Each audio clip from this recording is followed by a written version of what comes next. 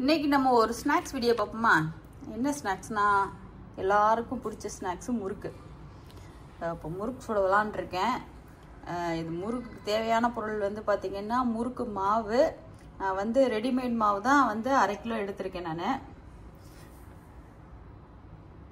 அதுக்கப்புறம் பார்த்திங்கன்னா நமக்கு முறுக்கில் போடுறதுக்கு சீரகம், முறுக்கு உலக்கு, அதுக்கப்புறம் நமக்கு தேவையானது வெண்ணெய். நீங்கள் வெண்ணெய் நெய் போட்டுக்கலாம். அப்புறம் வந்து நான் இன்னைக்கு வந்து கடலை எண்ணெயில் தான் வந்து முறுக்கு சுட போகிறேன். ஸோ வந்து அப்புறம் நம்ம முறுக்கை வந்து புளிஞ்சு எடுக்கிறதுக்கு 2 கரண்டி, தட்டு, இதுதான் நம்மளோட ஆயுதங்கள், பாத்திரங்கள்லாம். அப்புறமா வந்து முறுக்கை எடுக்கிறதுக்கு இந்த மாதிரி ஒரு கம்பி வச்சுருந்தீங்கன்னா அது எடுக்கிறதுக்கு ஈஸியாக வரும். ஸோ இப்போ வந்து நம்ம மாவை போட்டு பிசைஞ்சிடலாம். மாவு 1/2 கிலோ மாவு போட்டிங்கன்னா அது கூட வந்து ஒரு 25 கிராம் வெண்ணெய், இல்லை வந்து நெய் இருந்தால் நெய், இல்லை எண்ணெய், வெறும் எண்ணெய் கூட நீங்கள் ஊற்றி பிசையலாம். உங்ககிட்ட எண்ணெய் அவைலபிளாக இருக்க ஊற்றி பிசைங்க.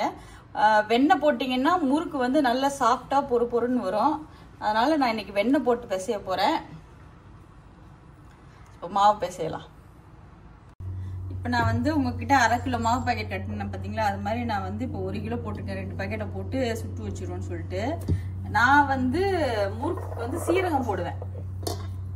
சீரகம் இருக்குல்லையா, அவ்வளோ சீரகத்தை எடுத்து நீங்கள் போட்டுக்கோங்க. அதில் சிலர் வந்து எள்ளு போடுவாங்க, சிலர் வந்து ஓமம் போடுவாங்க. எனக்கு சீரகம் போட்டால் அதோட டேஸ்ட் ரொம்ப பிடிக்கும். எள்ளு வந்து வறுத்துட்டு போடுங்க, சில சமயம் இல்லாட்டி அது வெடிக்கும்னு கேள்விப்பட்டிருக்கேன். நான் இது வரைக்கும் எள்ளு போட்டது கிடையாது. ஸோ சீரகம் போட்டு நல்லா கிளறிடுங்க. இந்த மாவுலேயே உப்பு இருக்குது, அதனால நான் உப்பு போடல. இப்போ வந்து நீங்கள் வீட்டில் மாவு அரைக்கிறீங்க, முறுக்கு மாவு அரைச்சி செய்கிற ஆளுங்களாக இருந்தால் உப்பு போட்டுக்கோங்க. இப்போ நம்ம சீரகம் வேண்ட அளவு போட்டாச்சு. இப்போ இதில் வந்து நம்ம வெண்ணெய் போட்டு பிசைப்போம்.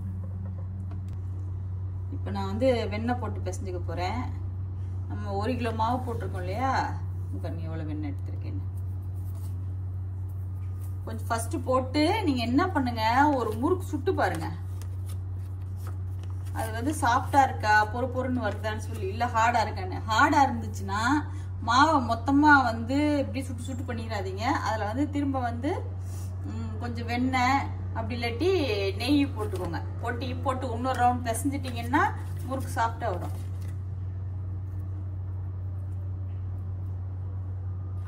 இதை வந்து நம்ம ஒரு பெசரிட்டு அப்புறமா தண்ணி ஊற்றி பிசையணும். இப்போ ஃபஸ்ட்டு நான் அந்த வெண்ணெயை மட்டும் கொஞ்சம் ரூம் டெம்பரேச்சர் வெண்ணெய் இருந்தது இல்லையா, ஃப்ரிட்ஜில் வச்சு உடனே போட்டு பிசைங்கன்னா பிசைகிறது கொஞ்சம் கஷ்டமாக இருக்கும். இந்த ரூம் டெம்பரேச்சரில் இருக்கும்போது போட்டு பிசைங்க.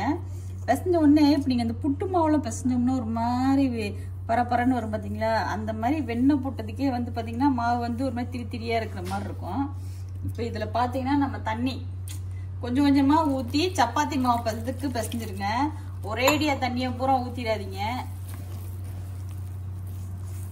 கொஞ்சம் கொஞ்சமாக தண்ணி ஊற்றி கொலக்கட்டைக்கு பிசைகிற மாதிரி, சப்பாத்திக்கு பிசைகிற மாதிரி பிசைஞ்சு எடுத்துருங்க. மாவு சட்டிலே ஒட்டாத மாதிரி.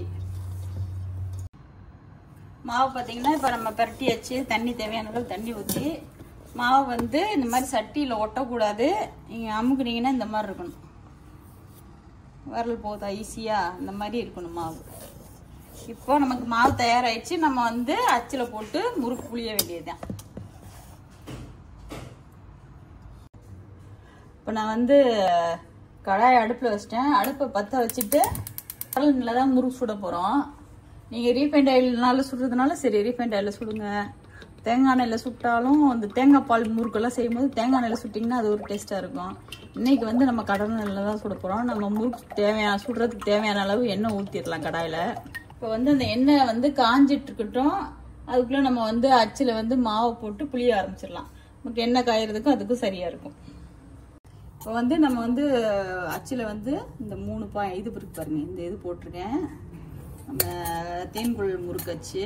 இப்போ வந்து இதுக்குள்ளே வந்து லைட்டாக எண்ணெயை தொட்டு தடவி விட்டுருங்க. ஏன்னா மாவு வந்து குழையெல்லாம் ஒட்டாமல் இருக்கும்.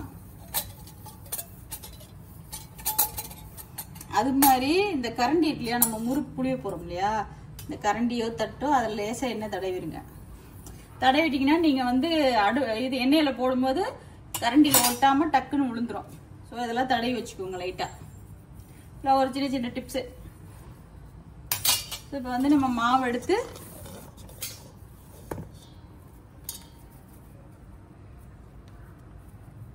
மாவு எடுத்து இந்த அச்சில் இப்படி போட்டுங்க. போட்டுட்டு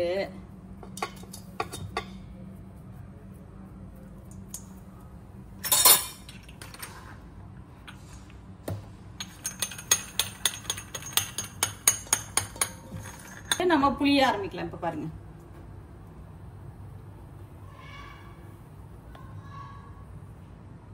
இது இப்ப வந்து பாருங்க மாவு பதமா இருக்கா இல்லையான்னு எப்படி தெரியுதுன்னா, நீங்க புளியும் போதே தெரியும். இப்படி இடையில வந்து கட் ஆகாம மாவு கட்டாய் விடுவோம். சில மாவு வந்து நீங்க சரியா பிசையலைன்னா கட்டாய் விடுவோம். ரொம்ப தண்ணியா ஊத்திட்டீங்கன்னா தொரன்னு இந்த மாதிரி ஷேப் இல்லாம ஒரு மாதிரி வர ஆரம்பிச்சிடும். ஸோ இந்த மாதிரி நான் இப்போ சொன்ன அளவில் நீங்கள் ஊற்றி பிசைஞ்சு இது பண்ணீங்கன்னா இந்த மாதிரி நமக்கு வந்து கட் ஆகாமல் வரும். இப்போ எண்ணெய் காஞ்சது நம்ம அதில் போட்டுடலாம். ஸோ நீங்கள் வந்து இப்போ வந்து சின்ன சின்ன தட்டாக வச்சுக்கிட்டு ஒரு 4-5 போட்டும் போடலாம், இந்த இடத்த பொறுத்து. இல்லாட்டி இந்த மாதிரி எண்ணெய் மாதிரி ஒரு 2 கரண்டி வச்சுக்கிட்டு மாற்றி ஒன்று என்ன சுட்டு எடுக்கலாம் நம்ம.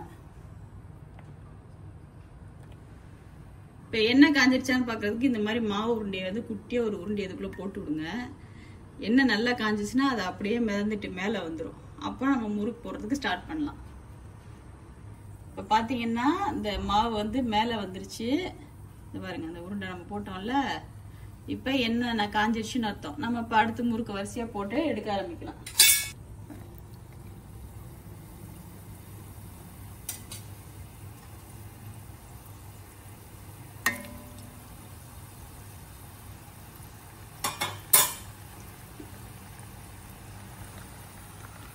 இப்போ வந்து நம்ம முறுக்க போட்டோம் இல்லையா, அப்பயே பார்த்தீங்கன்னா கரண்டி வந்து அந்த எண்ணெயில் டச் ஆகும்.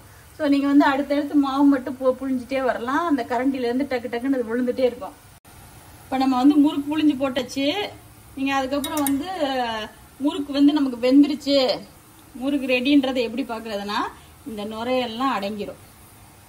இந்த நுரை இருக்கு இல்லையா, இந்த நுரையெல்லாம் அடங்கிருச்சுன்னா முறுக்கு வெந்துருச்சுன்னு அர்த்தம். நீங்கள் அதுக்கப்புறம் முறுக்கை வெளியே எடுத்துடலாம்.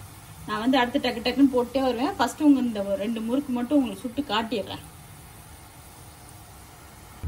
இப்ப நீங்க பாத்தீங்கன்னா நம்ம வந்து முதல்ல போடும்போது எவ்வளோ அப்படியே நுரையா பொங்குச்சுன்னு தெரியும். இப்ப பாருங்க நுரை எவ்வளவு அடங்கிருச்சுன்னு.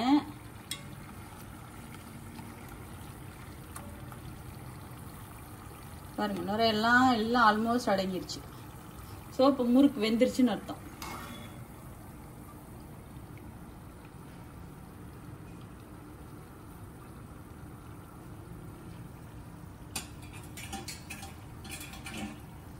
பார்த்தீங்கன்னா நுரையெல்லாம் அடங்கிடுச்சு.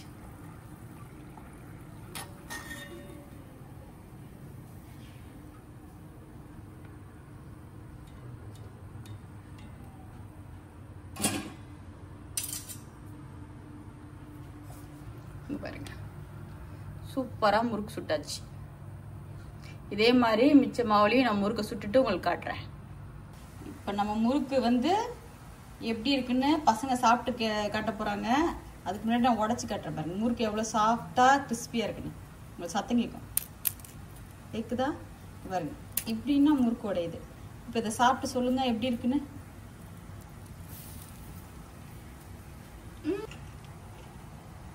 Very yummy. நல்லா இருக்கா? நல்லா கிறிஸ்பியா இருக்கு, டெலிஷியஸா இருக்கு. நல்லா இருக்கா?